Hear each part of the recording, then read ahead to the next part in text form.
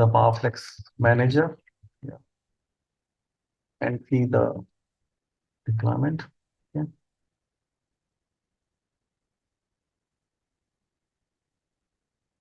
So as I mentioned, we have 4 SDF that contributes the SO cluster, and then we have the 4 compute-only nodes. From compute-only nodes, we have carved out the storage for CockroachDB. So you can see here we have 4 different nodes, and we have a 14 node cluster, that is 10 pods each of CockroachDB on one particular compute node. 10 into 4 is 40. So let's quickly take the deployment YAML of CockroachDB. We are requesting about 220 gig of space for each particular pod. The XFS file system, the underlying file system is XFS. The CSI provisions this particular storage. 16 CPU and 16 GB RAM with cache and max SQL memory as 4 gig each. So this is a recommended architecture of CockroachDB. Now let's talk about the different databases that we have loaded initially in the CockroachDB. So before we begin any running of the workload, first step is to load the databases, create the databases, and then load with data. CockroachDB comes up with beautiful UI. Yeah. So we can get quickly the matrices, the databases, the SQL activity. We have the different network aspects of it, auto scheduling of the jobs, etc. So as you can see on the screen, so I have provisioned overall nearly 9 terabytes of data here for CockroachDB, and out of which nearly 4 terabytes is occupied by the different databases that we have provisioned and loaded the data into it. This DB console of CockroachDB provides different matrices. Example that we'll see soon. Dashboard, in aspects, hardware, runtime, SQL storage, replication, etc. So quickly jumping onto the demo. So let's first begin logging into the SQL part of CockroachDB.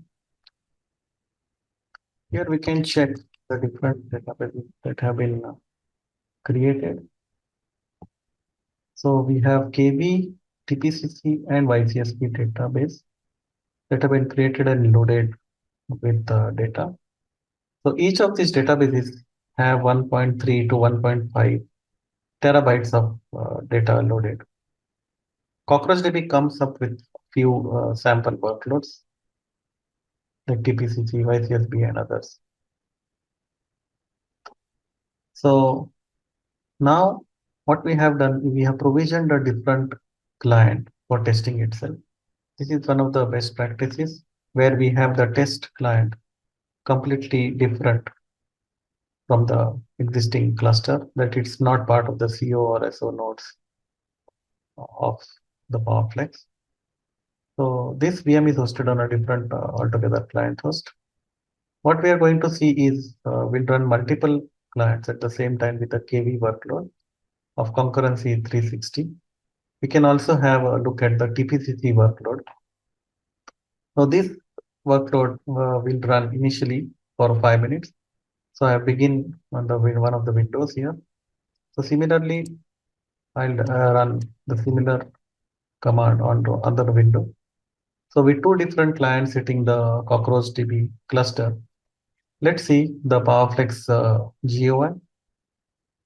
We have the CockroachDB GUI as well, and then we have the Grafana's. So as you can see, we have about 260,000 IOPS already with a 3.4 GB of bandwidth. Just to notice, we have the latency of is well under 0.7 milliseconds.